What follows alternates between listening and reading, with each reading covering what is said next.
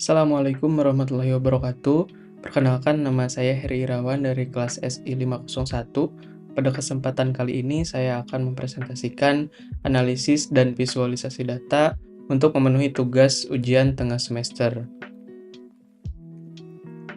Baik, kita akan masuk ke pembahasan yang pertama tentang data analytics. Nah, data analytics sendiri merupakan sebuah proses untuk menganalisis data mentah untuk menemukan pola, tren, dan wawasan yang berguna dalam pengambilan keputusan.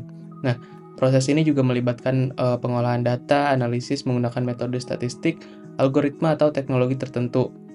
Nah, data analitis juga dapat digunakan di berbagai bidang seperti bisnis, kesehatan, pendidikan, hingga pemerintah dengan tujuan utamanya adalah untuk mengubah data menjadi informasi yang dapat mendukung strategi atau solusi yang lebih efektif. Nah, kemudian kita akan membahas tentang tren data analitik di Indonesia. Nah, di sini saya sudah merangkum ada 3 poin besarnya. Yang pertama itu adopsi teknologi kecerdasan buatan atau AI dan juga machine learning gitu. Jadi kecerdasan buatan dan machine learning di sini mulai diterapkan untuk memprediksi tren pasar, kemudian mendeteksi risiko dan mengotomisasi proses analitis gitu. Jadi di sektor perbankan teknologi ini membantu dalam pendeteksian potensi penipuan atau fraud detection. Nah, kemudian untuk yang kedua di sini ada peningkatan penggunaan big data. Jadi, banyak perusahaan di Indonesia terutama dari sektor, teknologi keuangan dan juga e-commerce mulai memanfaatkan big data untuk memahami perilaku konsumen. Jadi meningkatkan dengan tujuan untuk meningkatkan efisiensi operasional dan, mengembangkan produk baru. Kemudian yang ketiga adalah meningkatnya permintaan tenaga kerja dengan keahlian data. Nah, permintaan terhadap analisis data, data scientist, dan juga data engineer di sini meningkat secara signifikan. Banyak perusahaan mencari profesional yang mampu mengelola data dengan alat seperti Python, R, kemudian SQL, serta menggunakan platform seperti Tableau dan juga Power BI untuk membantu membuat visualisasi data. Baik, selanjutnya kita masuk ke pembahasan jenis utama data analytics. Di sini ada 4. Yang pertama itu ada descriptive analytics, yang mana jenis ini berfokus pada menjelaskan apa yang terjadi di masa lalu atau saat ini. Tujuannya adalah untuk memberikan gambaran yang jelas tentang kondisi atau peristiwa berdasarkan data historis dan biasanya melibatkan pembuatan laporan, ringkasan statistik, atau visualisasi data. Nah, contohnya di sini adalah analisis jumlah penjualan bulanan untuk mengetahui performa bisnis. Baik, selanjutnya adalah diagnostic analytics. Jadi, jenis ini menjawab pertanyaan mengapa sesuatu terjadi. Jika sebelumnya itu menjelaskan apa yang terjadi di masa lalu atau saat ini, maka pada diagnostic analytic itu menjawab pertanyaan mengapa sesuatu itu terjadi. Nah, diagnostic analytic menggunakan data historik dan juga teknik analisis mendalam untuk menemukan pola atau hubungan penyebab dan juga akibat. Di sini ada contohnya, melakukan analisis mendalam untuk menemukan penyebab penurunan penjualan, misalnya karena harga pesaing lebih murah atau penurunan dari kualitas produk itu sendiri. Kemudian selanjutnya ada predictive analytics. Di sini predictive analytics digunakan untuk memprediksi apa yang mungkin terjadi di masa depan berdasarkan tren dan pola dari data historis. Biasanya menggunakan algoritma pembelajaran machine learning untuk atau model statistik penggunaan datanya. Nah, di sini contohnya adalah memproyeksikan penjualan bulan depan berdasarkan tren musiman atau perilaku pelanggan. Kemudian yang keempat ada prescriptive analytic. Prescriptive analytic sering menggunakan kombinasi algoritma, simulasi, dan juga data eksternal untuk menghasilkan keputusan yang optimal. Contohnya adalah merekomendasikan strategi pemasaran terbaik untuk meningkatkan penjualan, seperti memberikan diskon atau memperluas distribusi produk. Baik, selanjutnya adalah peran dan skill seorang data analitik. Di sini, data analis adalah seorang yang bertanggung jawab untuk mengolah, menganalisis, dan menyajikan data sehingga dapat digunakan untuk mendukung pengambilan keputusan. Dalam keseharian, aktivitas seorang data analis biasanya mencakup yang pertama, ada pengumpulan data yang bertugas untuk seperti mengakses data dari berbagai sumber seperti database, spreadsheet, atau API, kemudian membersihkan data dari duplikasi atau kesalahan untuk memastikan kualitas dan konsistensi data. Yang kedua ada analisis data. Di sini tugasnya adalah menggunakan metode statistik atau alat analitik untuk menemukan pola tertentu, tren, atau anomali dalam sebuah data. Yang kedua adalah membuat insight yang relevan sesuai dengan kebutuhan tim dan juga organisasi. Kemudian ada visualisasi dan pelaporan, yang mana di sini tugasnya adalah membuat laporan atau dashboard interaktif menggunakan alat seperti Tableau, Power BI, ataupun Excel. Kemudian menyajikan hasil analisis kepada tim atau manajemen dalam bentuk yang mudah dipahami. Yang keempat adalah kolaborasi dengan tim lain. Jadi di sini bekerja sama dengan tim pemasaran, misalkan operasional atau teknis untuk memahami kebutuhan dari masing-masing user. Kemudian memberikan rekomendasi berbasis data untuk mendukung keputusan strategis. Yang terakhir adalah pemantauan data dan key performance indicator atau KPIs. Di sini memastikan data selalu diperbarui dan memantau matriks kinerja yang relevan dengan tujuan organisasi.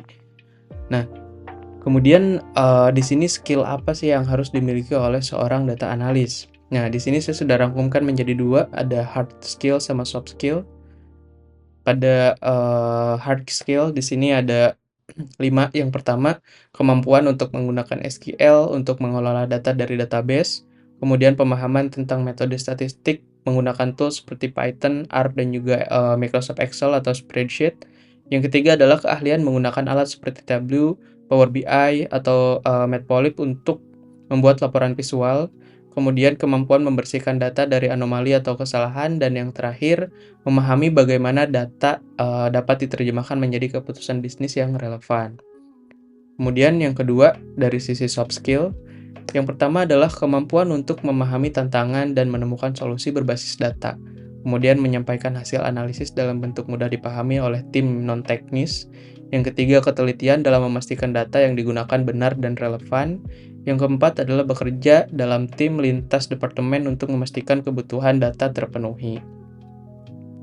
Kemudian di sini perspektif di tahun 2025 menurut saya atau 5 tahun ke depan mengenai data analitis ini memiliki masa depan yang cukup cerah karena semakin banyak perusahaan yang tergantung pada data untuk pengambilan keputusan. Di sini perkembangan teknologi dan regulasi seperti Undang-Undang PDP dan kebutuhan untuk pengelolaan data yang aman membuat peran ini semakin penting dan juga ditambah lagi fleksibilitas bekerja di berbagai industri dan peluang untuk belajar teknologi baru seperti machine learning menjadikan salah satu karir yang menjamin di masa depan seperti itu. Nah, kemudian ada di materi berikutnya perbedaan business intelligence dan juga data analytics. Di sini data analytics dan business intelligence sering berkaitan karena keduanya memiliki fokus pada data untuk mendukung pengambilan keputusan, namun keduanya memiliki peran pendekatan yang cukup berbeda. Nah, di sini saya sudah merangkum yang pertama untuk BI atau business intelligence yang berfungsi untuk menjawab pertanyaan yang terjadi dalam bisnis melalui pengumpulan, penyajian, dan analisis historis. Kemudian fokus utama BI adalah untuk pelaporan data, pemantauan kinerja, monitoring, dan penyediaan wawasan untuk pengambilan keputusan atau taktis. Kemudian di sini contohnya untuk tools-nya sendiri ada Tableau, Power BI, dan juga ClickView. Kemudian untuk data analytics di sini melangkah lebih jauh daripada dengan menjawab pertanyaan mengapa sesuatu terjadi dan apa yang bisa terjadi di masa depan. Kemudian yang kedua, mencakup analisis mendalam menggunakan metode statistik, algoritma prediksi, dan juga kecerdasan buatan untuk menghasilkan wawasan yang strategis. Kemudian yang contohnya adalah menggunakan Python atau R untuk menganalisis data dan membangun sebuah model prediksi. Nah, dari kedua perbedaan ini dapat disimpulkan bahwa BI adalah tentang memahami apa yang terjadi sekarang, sedangkan data analytics berfokus pada mengapa dan bagaimana selanjutnya. Di sini saya ambil contoh sebuah studi kasus. Jadi ada sebuah perusahaan retail ingin meningkatkan penjualan toko fisik dan e-commerce mereka. Jadi yang pertama, tahap business intelligence atau BI. Nah, tim BI di sini akan mengumpulkan data penjualan dari semua cabang selama 1 tahun terakhir dan membuat dashboard yang menunjukkan hasil penjualan harian, produk terlaris, dan wilayah dengan kinerja terbaik. Kemudian dari sini mereka menemukan bahwa penjualan menurun pada setiap hari Senin dan juga Selasa, serta produk kategori elektronik merupakan pertumbuhan tertinggi atau yang selling rate-nya paling tinggi. Kemudian pada tahap data analytics, di sini tim data analytics akan menganalisis lebih dalam mengapa penjualan menurun di awal minggu dengan memadukan data penjualan dan juga survei pelanggan. Mereka menemukan bahwa sebagian besar pelanggan lebih memilih berbelanja di akhir pekan karena promosi lebih menarik, dan juga mereka memprediksi berdasarkan pola historis dan tren pasar bahwa memberikan diskon khusus di awal minggu akan meningkatkan penjualan sampai 15%. Kemudian yang terakhir adalah hasil implementasi.